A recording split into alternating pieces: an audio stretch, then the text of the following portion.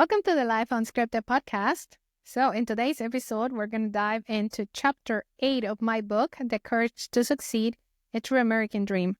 So, the title of this chapter is it's called Belonging, Not Fitting. Ooh. Now, good news though. I have a cover already. I'll share it with you here. And then it's in pre-production. The book is in pre-production. It's finished. I guess they're giving the final touches and we should be good to go. We'll see. We'll let you know when that it's ready to be purchased. So, hey Reed, how are you? Good. How are you doing today? I'm doing great. It's a little chilly outside, huh? A little bit. But I was a little disappointed. Walked outside with my bowl, and there was nothing. What bowl? The bowl. He said it was chilly outside, so I brought my bowl outside for some chili. Alrighty. Okay. Well, so let's talk about the chapter, right? So, again, I think it's chapter number 8 in the book, and title Belonging, Not Fitting. So for me, what it is, this chapter reflects, on the tension that is between feeling you don't fit anywhere and finding where you truly belong, right? A journey of identity, resilience, and learning how to embrace cultural heritage while navigating stereotypes and misconceptions. So let's get started. So I'm going to start with a quote from Albert Einstein.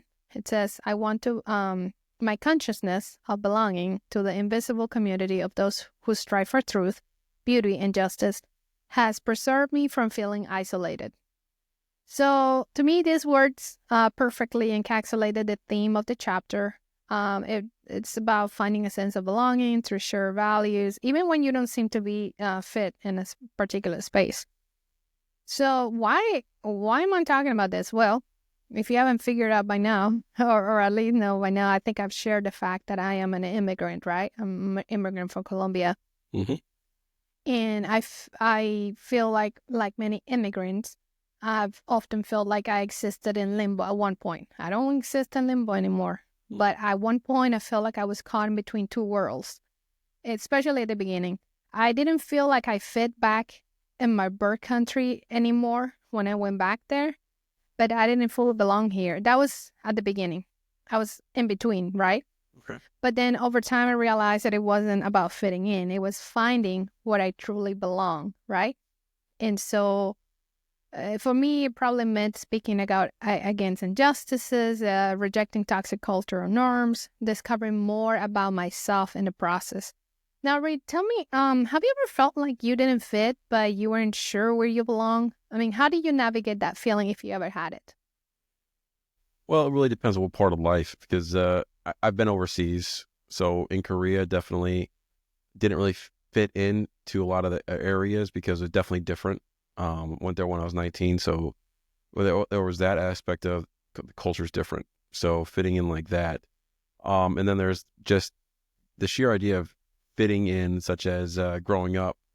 I didn't always feel like I fit in some of the places I was. So like going to high school, not always fitting in high school, not always fitting in different groups. And so when you say fitting in, it really, to me, it's. So you do think there is a difference between fitting and belonging? Do you think? Yeah. How would you define belonging? Well, when you're trying to find a place that you belong, okay, so do I belong in Texas? I think it is. Do I fitting in? Sometimes fitting in is like an artificial way of trying to force yourself to belong. So if I fit in at work, does that mean I'm being myself? If I fit in a certain location, am I being myself, or am I just trying to change myself to the norms of the place where I'm at? Right. Did you ever experience, like for me, I had a lot of humor. I found a lot of humor in what I call cultural misunderstandings. For example, along the way, there was one time, this is when I was first going to college in Florida. First, my very, very first classes, teachers talking, it was literature teacher, and she was talking something about the Northern Lights. Now, the irony, right? The Florida, the person, but I don't know, maybe she was from Alaska, who knows, right? And so she was saying something about the Northern Lights, and I was like, what is that? And she just went like, well, I cannot believe you don't know what the Northern Lights is. Like, no, I was born in deep south, or like I have so many stories that again I share in the book. Like, for example, I first, when I was a receptionist, and I had to work, do jobs during the day, and then go to school at night. So as a receptionist, I was asking the customer, "Hey, what is your last name?" And I never forget this. He was tapping on the desk, and he was like, "English," and I'm like, "Okay, sir, what is your last name?" He kept saying, "English." And I'm like, okay, at one point, I'm like, okay, I kind of had enough, come on. Am I speaking to you in French? I'm asking you. He said, no, my last name is English. So anyways, I thought he was joking. But moments like this really taught me to like laugh and embrace the cultural exchanges, or something as simple like, I think I discussed that with one of my guests here, or she's from Filipino. I had no idea that the Philippines was conquered by Spanish. So at first, when I first came here, I'll see somebody. The moment I saw somebody with a Hispanic, like Gonzalez, for example, I immediately assumed that they spoke Spanish, and they're like, "No, we don't." Gallic. Right, exactly. So things like that. But again, you live and learn. So that's a lot of. But no, the whole thing with the Colombian identity and the quirky responses, like I feel like in time I've developed like a little joke to handle awkward questions. Not anymore, but it used to be like people ask me like, "Where are you from?" And so I will respond like, "Well, I'm from the deep south," and then usually, not always, but for the most part, people say, "Oh, um, they well, actually, I said from the deep south," and they said, "We're in the deep south," and I said, "Colombia," and then people say, "Oh, South Carolina," and I said, "No, South America," So it's kind of like a way to educate and break the ice. Exactly. But have you ever had a moment like that where there was a cultural misunderstanding and you turn it into a funny or awkward situation? There's nothing that comes to my mind. It typically, it's... Oh, how about that one time about when you met my dad? Well, that was, yes, there was that definitely Get misunderstanding. more communication. Well, is also based on you're telling me about your dad, and then all of a sudden I come in and Well, tell the story how it goes, because I think it's pretty hilarious. well, you were telling me your dad can sometimes be a little eccentric. Yeah. And I'm like, oh, Much? okay. And the first thing I hear is Monte Cristo, and I walk up to you then and say, "Hey, Rosabel, I think your dad just told me he's the Count of Monte Cristo." And I kind of sat back. I'm like, okay, that's definitely different, but okay. If he's the Count of Monte Cristo, okay, Rosie. And then you explain it. No, Manuel del Cristo. Right. So what happened was, is the way my dad he introduces himself. He introduces us with first and last name. So he said, "Mucho gusto." You're like, "Nice to meet you, Manuel del Cristo." And he says it with such an enthusiasm. And then I guess you already has. But you see how preconceptions can kind of affect a little bit how we perceive others. And the first thing you thought, "Oh my God, this guy really thinks he's the Monte Cristo." And then when you get to me. No, that was funny though. And Oh yeah, and that was, I don't know. There's definitely the language barrier, communication, and then there's also the fact that I literally thought he said that Count de Monte Cristo. right, So right. No, it's amazing, but at the same time, not all interactions have been lighthearted for me. I face myself. I face myself share of misconceptions from like. Let's just be honest. This is what we are. I was first thing I was asked when I first came in to Colombia. They immediately go, "Oh, so you brought some cocaine, And that was that assumption, Mm-hmm. And then some other people will not. At first, it was a little. They'll look at me and I wish they would have said, "Hey, where are you from?" I don't mind when people ask me where you're from, but when they go immediately say, "So, what part of Mexico are you?" "Oh, you from India?" Like assuming things. But there's nothing wrong with those identities. It was just a little frustrating to see that, especially when my heritage is reduced to a harmful stereotype. "Oh, Pablo Escobar, oh." And I said, why not coffee? Why not beautiful roses, Well, that a lot of times comes down to, and I'm going to use places in America where, yes, you'll run into places in it. You have a really good mixture of different cultures, ethnicities, and colors. Right. But if you start talking about other places where you're going to walk into, it's like 95% white. And the only time, and I'm using that as an example because the only experience they'll have with other cultures might be what they see on TV. Right. And if TV is only going to give you a historical documentary on Pablo Escobar, well, then that's what you know about Colombia. Or if all you know is about the massacre in Rwanda, well, that's all you know about that place. Or you know about South Africa or India or China.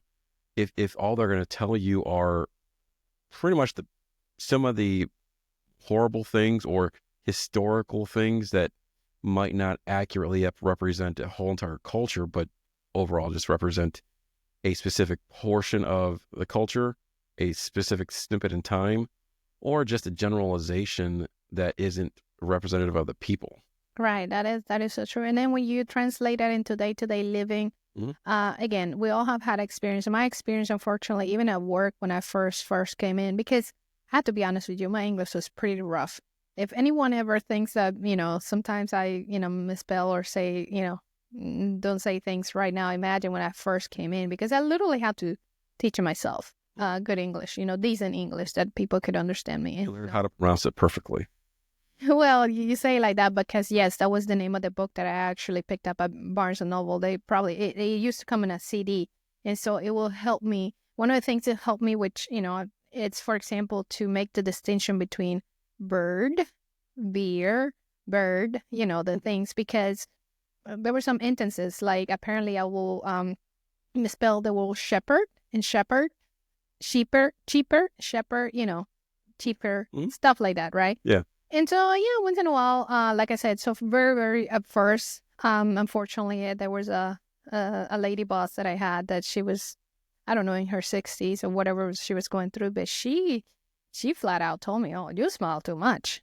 You talk too much." Because at first, when I first came in, I had to admit, I was so excited. You had such a bubbly personality. And all I did, well, I'm not going to say all I did, but I share, perhaps my personality share a lot about Colombia, so pretty and this and that.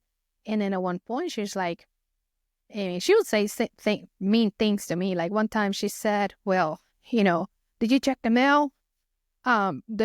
Something about the donkeys don't deliver the mail in here, And I just have to kind of, I couldn't say, because if I did, then, and so, but again, that's part of the past. So what do you think about certain stereotypes about people or other countries that are so bad to break, even into today's day and age?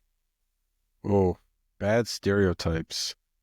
No. I'm not talking about bad stereotypes. It's just in general. I mean, have you ever experienced someone making assumptions about you based on where you're from or how you look or how? I'm gonna use a stereotype that was probably, I don't know whether it's true or not, or even if it's true today, but many kids my age when I was growing up watched Home Alone. And then there was this one part in the movie where they talked about, well, French babes don't shave their pits, talking about their armpits. Right. So there was a stereotype that French women don't shave their armpits. Whether or not that is true or not, could be.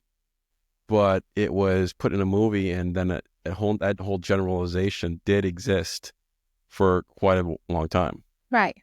So, totally. And just something as small as a movie quote or that could be misrepresented can stay with you for 30, 40, 50 years. I think the media has a lot to do with stereotypes and stuff like that. Especially, it's something that so many people don't realize it. For example, I don't know now, but back then, CNN in Espanol, it was like the thing. And now when I came here and I saw the difference, it's like, wow, it's almost like literally when you are translating something not to the original, it's like the whole kind of like try to fit it into the culture. Mm-hmm. And I was just like, oh no, that's not what they're saying. So after a while, I've talked to my dad. I had to try to bring some, like educational, explain them. They don't realize, for example, like networks like CNN or literally even Univision, there's so many woke ideas. There's so many like liberal ideas. And so it's a mess. And they have this concept, this idea of how the United States is. But then some people, when they come in here, actually, they get shocked. because like, oh, that's not what we saw on TV. That's not what they were showing us, you know? So I think if you look at the best way to even think about it, was just sports characters or sports figures. And let's just go with LeBron James. So you get LeBron James, who is, yes, he is a great basketball player. But depending on how you view him, you either view him as a great basketball player with great skill and has accomplished quite a bit, or you view him as someone who is arrogant, someone who isn't very humble, and has a lot of ideas that maybe he needs to keep to himself. Whereas then you look at figures like Michael Jordan and Kobe Bryant, whereas they do keep a lot of their opinions to themselves. Of course, Kobe, it took him a long time to get out of Michael's shadow. But when you start, and then that's where I think if you look at the cultural difference on how you look at someone and you have expectations of how they would approach being a celebrity. right. And whereas the respect level across the board is typically higher, I would say, with Michael Jordan than it is with LeBron James. So it just, that's just my overall way of saying when it comes to culture. Culture just is different like that. What do you think when I talked about, you know, a little bit of my experience, especially the things that you've heard that I can probably don't remember right now, Mm-hmm. about my experiences in the workplace? Like, what do you think? What stood out the most? I mean, do you think people often underestimate how damaging subtle comments can be? Well, yeah, I think it gets no is the short answer. Sometimes there's a lot of people don't understand what they're saying or understand the impact of what the words that they're having. But also there's the like you've heard it with me sometimes, the I don't care attitude that does come after a while, because you dealing with a lot of people that are fake, a lot of people that have attitudes, a lot of people that are going to try to be mean. So you kind of just brush them off and you're just like, okay, well, I'm going to be at work and that's what I'm at. That's what I'm doing. And you don't really care about what they're thinking. And it becomes a lot less personal. Whereas I know you've talked to me before. I mean, everyone knows everything in Colombia. Everyone's talking about everything. Everyone is very personable. So it's, That's one of the, for me, that was one of the hardest things, you know, to kind of get used to. But I've learned in time, you know, so like, okay, it's the people I can talk to and the ones I can, the ones I need to, mm-hmm, you know, because I've noticed, you know, like if I try to make conversation with certain people and they're just like, mm-hmm, I can see that they're not, you know, not well received, perhaps, you know, and that's okay. I don't have a problem with people not liking me because, you know, someone doesn't, you know, it's not a problem. You know, we're not supposed to like, it's about compatibility and that's fine. And so what I do now is I tend to gravitate to those I know have good connections with, and the ones I don't, I try to, you know, because I'm not, you know me, I'm not necessarily somebody who's very, I'm not going to say necessarily confrontational, but I'm not someone who's out there to debate or try to change someone into making, you know, as we get older, as I get older, I realize that, hey, I'm learning just to kind of accept myself. I think we all should strive to accept ourselves for who we are. We are, nobody's going to like us. There's been times where I thought, and, you know, personally, that I used to think that people either loved me or hated me in a way. But even if that's the case, that's fine. You know, you just got to be true to yourself, you know. And the more I've been just like, hey, be honest, this is who I am, this is it. Not trying to, that's why I think the title, you know, belonging, not fitting. So in other words, belonging, or being who you are, being yourself, mm-hmm. not necessarily looking into a fitted box, but just be you, right? Yeah. And then the other thing I do mention in the book, they call it the Chicago speech. I happened to be visiting Chicago. That's way before I met you in Mm-hmm. 2009. And a friend of a friend, he had a friend who was a lawyer, and he happened to be there in town for a bar association meeting at the Ambassador Hotel. What is it, Ambassador Hotel? Yeah. All I heard, because, you know, my friend was like, oh, that's the house of the Kennedys or something, apparently. I don't know. So they invited me, and it was only like 5 minutes. Mm-hmm. I think the reason why I was invited is because as I was talking, you know, the lawyer thought, hey, they were going to be talking. In fact, his speech was about immigration, about creating like, how do we get people, and we're talking about legal immigration, not, how do we get people who comes here to the States legally? How do we help them to, again, educate about laws, about, things of that nature? So they wanted to kind of tell a story of what it's been my experience like being, and I was pretty good. And to me, sharing a little bit of my journey on such platform was a reminder of how far I come and the importance of continue to persevere. And I was just probably in 2009, I would just say I was probably like in the middle of, I was just beginning, because I didn't go to nursing school until probably around, well, I was doing my prerequisite, so I got accepted in the fall of 2010, 2011, and so on, and you know the story. But anyways, let me ask you this. Have you ever had a moment in your life where you felt affirmed in your identity or values? Like, for example, that little, what I just told you about my little Chicago experience talking. I mean, what was it like for you? Was it like that picture maybe? Well, I mean, I've never had a real issue with that portion of my identity. I mean, No, but for example, I can think of this, like you've been in the military, and you know how we all have our times, like, for example, even in our career, we just say, well, what did I get myself into, da, da, da, and suddenly here you are, you're meeting General Petraeus, and he's telling you, giving you a pat and saying, hey, you're doing a great job, Reed, or something like that. Yeah. What was it like? Well, I mean, the specifically with General Petraeus, or just, No, I just come to because saw the picture on the wall. Well, I mean, that was just more of a, he would just constantly over in the Alpha Palace. But didn't you tell me that one time he replied to one of your in LinkedIn? Well, yeah. When I retired, of course, he put pictures up across my career, different things. I was thankful. He said something about, and he did message me back, put a message in a comment onto my LinkedIn profile, which was really a really cool thing. But like I said, he's able to look at that picture and know exactly when it was taken, because the unit that I'm in, and of course the position that he's in. But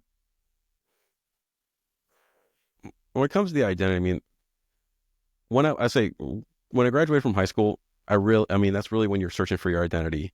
And joining the Army, eventually the Army became my identity. And even to today, a lot of the stuff about being in the military and being retired now, the military is still part of my identity. I can't just walk away from that portion.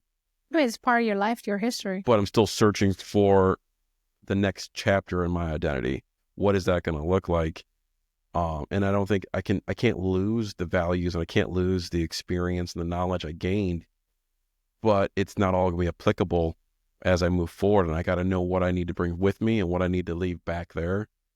And I think what I'm really talking about is the assimilation portion, because you assimilate to the military, especially after 20 years, or if someone does longer.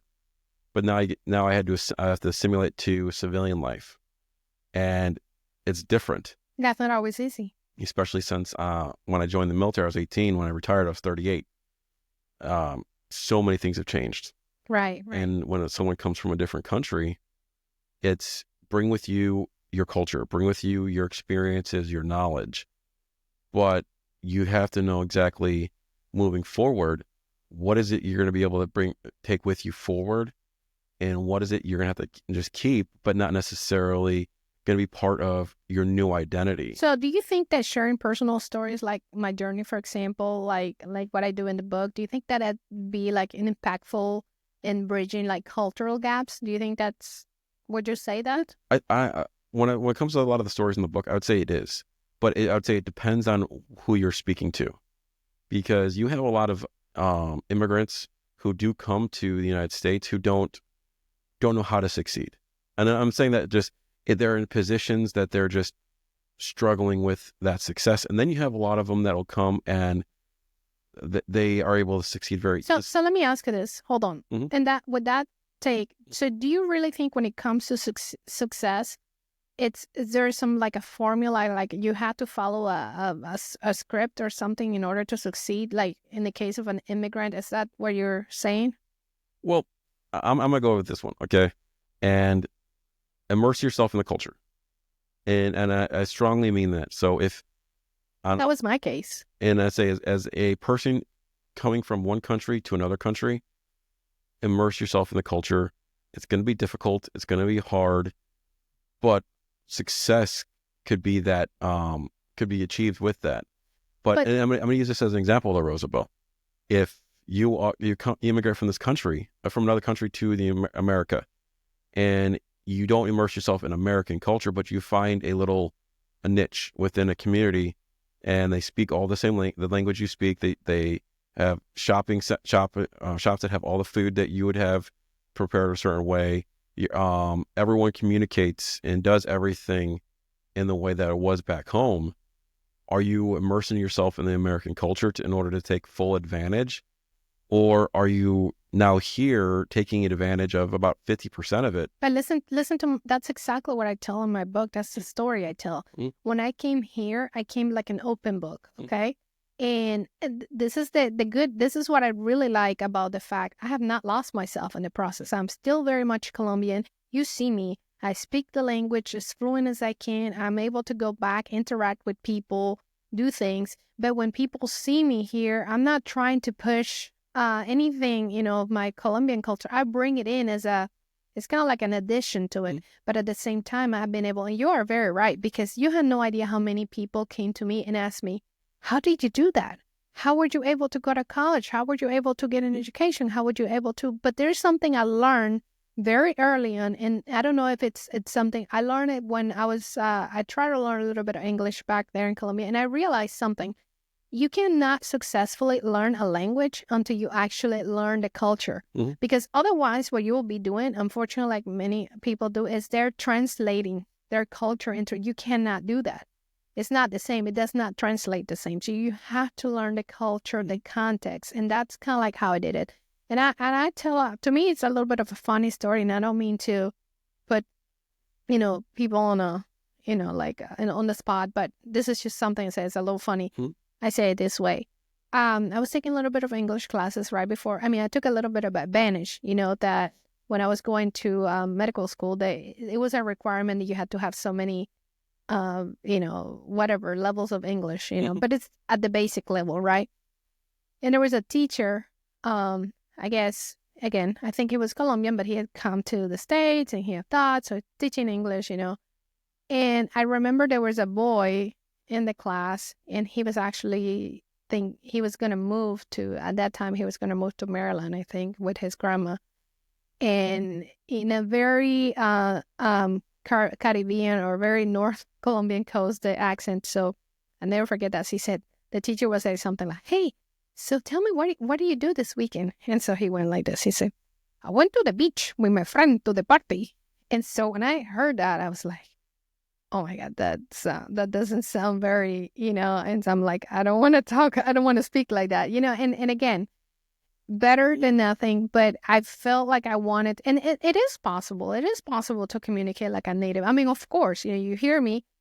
I still have an accent, but at the same time, I feel like I'm able to communicate. And sometimes people look at me and they're like, especially here in Texas, sometimes people just assume that. Sometimes even when we're talking, you'll say something and I'll just kind of tilt my head, and it's like, what?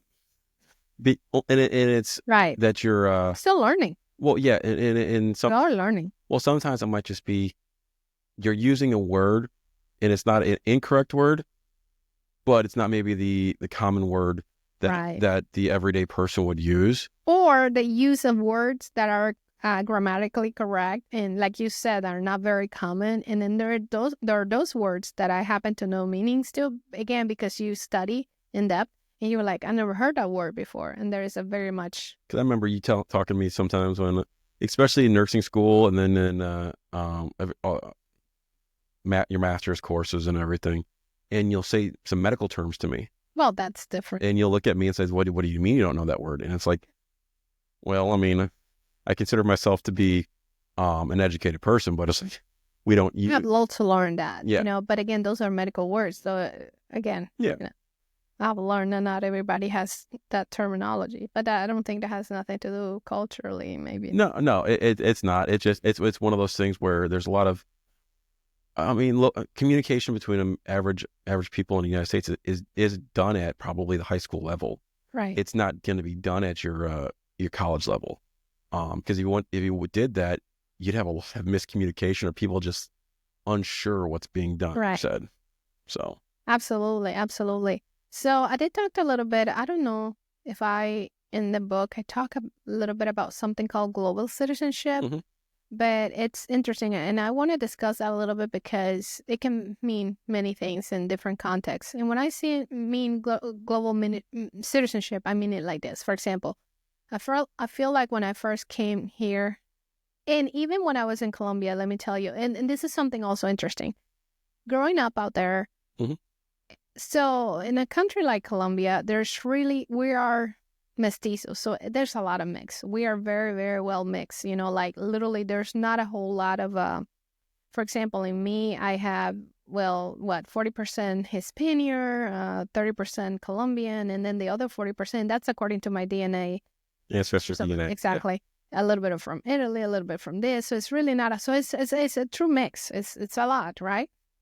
And so, Uh, it- interestingly enough, though, we did celebrate the Hispanic month or, Christopher Columbus and all like that. But we did not, growing up, we did not call ourselves Hispanics, honestly. I learned the word Hispanic as it is when I came here to the States. España.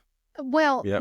no, Españoles. So Yes. no, to us, Hispanics or Hispaniers are the ones who actually. Well, that's what I meant. That's what I'm talking about Right. when it comes to what was Cuba originally called on historical maps, Hispania. Exactly. Yeah. So growing up in like Colombia, we just saw each other as Colombians. Mhm. Kind of like when you come here to the States, you would think, well, everybody who's from the States or born here, or whatever, you'll just know them as Americans. Mhm. Well, it turned out to be it wasn't the case. It was there was all these little boxes. You're African American and you're Mexican American. You're all these things. You're like, okay, well, a lot of put in boxes. So it was hard for me because even until this day, I don't like to be fit in that box of the Hispanic. I mean, I guess maybe by ethnicity, that sounds great. Yeah, I speak Spanish. Well, then there's the difference. What's the difference between being Hispanic and being Latina? Ugh. Because you talk about Latin America versus Exactly. we talking about Hispanic. Exactly. So yes. So for example, me personally, again, with the DNA testing that I have, yes, I guess I have a higher percentage of Hispanic in me, and then there's that 30% Colombian. I get it, but it's been really hard, to be fixed in that box of the I'm Hispanic type of thing. well, even with I remember talking with Luke, and he looked at someone and said, "Well, I'm half American. I'm American, half Colombian," and it's kind of like. Not really. Well, that's where I was kind of like, it's hard to explain to him. I said, well, you're 100% American, but you have Colombian, Well, and then but he's 100% American by birthright, citizenship, correct. but he also has the ethnicity part. And by saying American, you're negating the other part of the ethnicity. Listen out, when you actually look again, DNA testing, like in my case, according to my DNA, I only 30% Colombian. So I don't know if you know what I mean. Well, yeah. And the other one, so it's a mix, So it's, but I don't know if it's more on experiences, learning, or whatnot. So beyond that, I guess I'm fine. If maybe because you need to fill a check a box. Okay, fine, Hispanic. But all I wanted to say is we are more.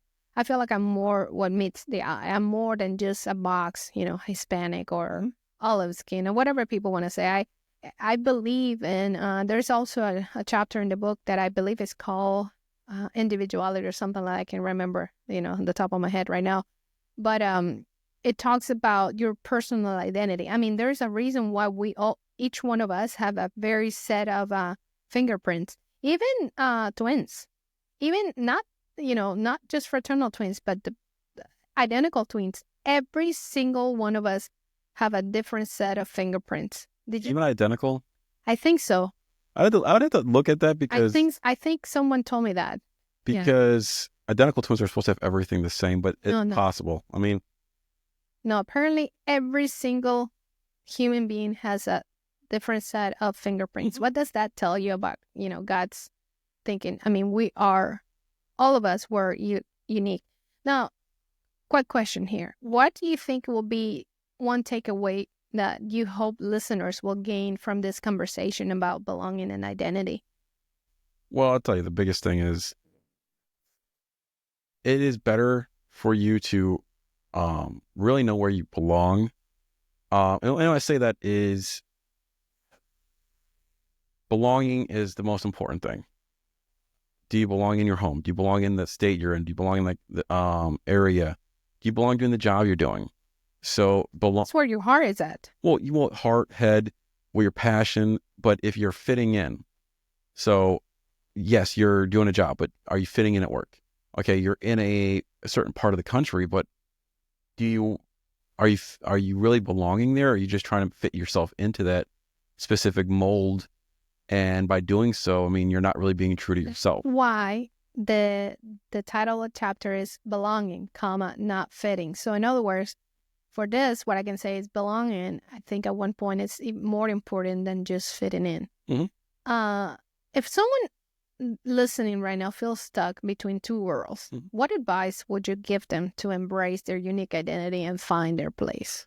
So between two worlds. So you're talking about like two different countries or two different places in the world? It could be, for example, you know what it could even be? Belonging to, like, imagine you have a blended family. Mm-hmm. And then you have a blended family with two different ethnicities or two different cultures within a family. That's. Well, this is what I think I've mentioned this to you many different times. And it goes down, it's about you can't go home again. Right. And I've said that to you many different times. And because if we're looking at two different entities, people, cultures, families, and you try to recreate the place where you grew up. So you want to go, it's like, for example, you loved growing up, you loved your time in Alabama. You loved your time in Dothan and Enterprise, and you really enjoyed the people there. The people, yes. But like I said, it's like you can't go back again because it's different. But every you're right. But the people don't necessarily change, but you change with your different life experiences. So even with, they say, a blended family, now don't try to any one side make the family what you know. I mean, and just like what says in the Bible about, okay, the moment you're married, you're no longer you're supposed to leave the house and create your family or walk in the world together. No longer. So you're gonna join your wife, your spouse, and make your own life and make your own traditions, make your own. Right. So, and that's the thing. Whenever you come here, it's culturally, don't forget your culture, but embrace where you're at. So again, belonging to me, isn't about being in a mold, right? You might have to for societal expectation, whatever, but it is about embracing yourself. It's about embracing your unique identity, your values, where you're finding your place in the world. For me, it's also been about honoring my Colombian roots while speaking out against, again, like I mentioned, injustices, and also navigating life with resilience and even humor, because you can't take everything serious, Yeah. So, but in general, well, I really hope that this episode has inspired not you, me, and others to embrace, you guys, your own story, find your place and belonging. There's one thing I want to tell you, because before we quit end the episode, because I remember one of my battalion commanders, I'm not going to mention his name, but we were